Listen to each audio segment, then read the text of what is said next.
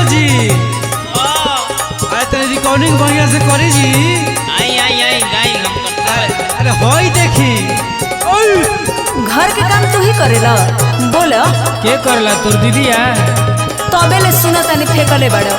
ये अनुआ ढेर बिगाड़ दे बतारा के सुना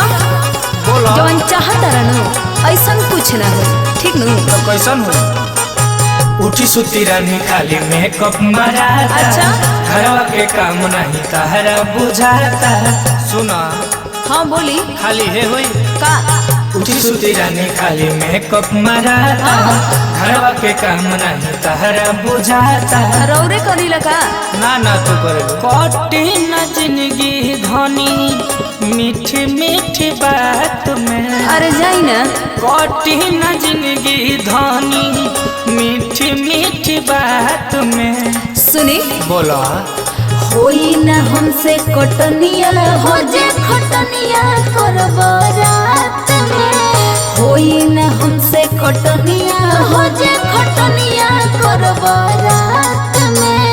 होई ना हमसे कटनिया हो जे कटनिया करब रात में। का बुझलो सब बुझाता नहीं तू ही ढेर ध्यान कर कि हम मेकअप के फेरा में रहिला तो गेनुआ के दुकान सही खाली हो गई अब तो मिजाज हमर घर में आवत रे अरे बाप रे बाप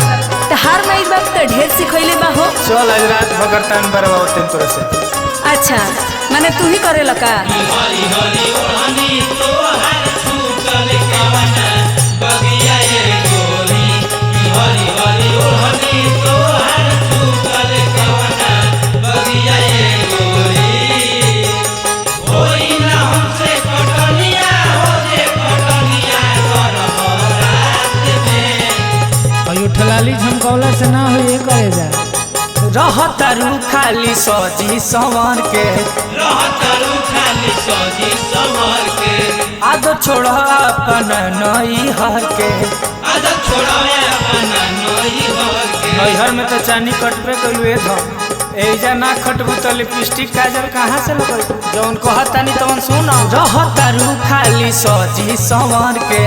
रहतरू खाली सजी संवर के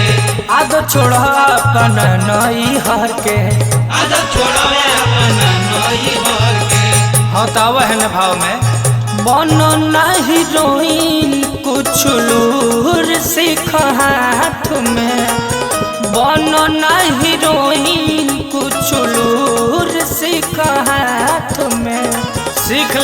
ले होई ना हमसे कटनिया हो जे खटनिया करब रात में होई ना हमसे कटनिया हो जे खटनिया करब रात में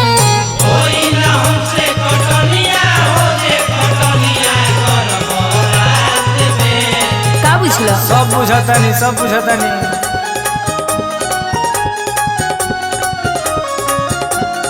सैया के जोगावल धनवा पूरा कइले बा मोदी को धोड़ी के देवरा पूरा कइले बा मोदी को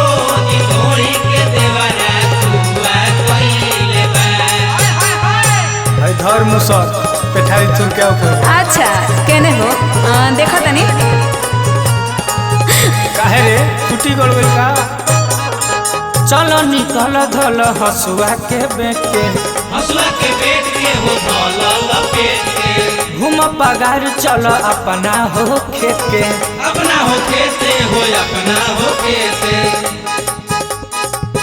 देख बड़की भौजी गर्तान बरोतरी इनको से कुछ सीख ले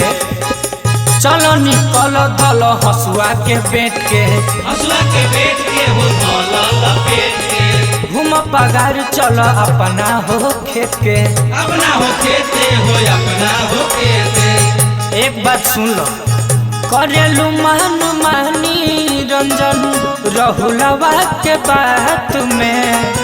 करेलू मान मानी रंजन रहुलवा के बात में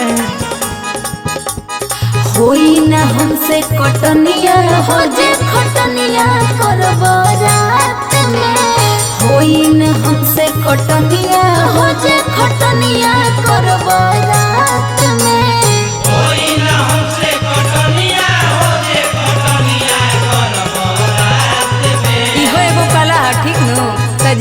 के रोकले है।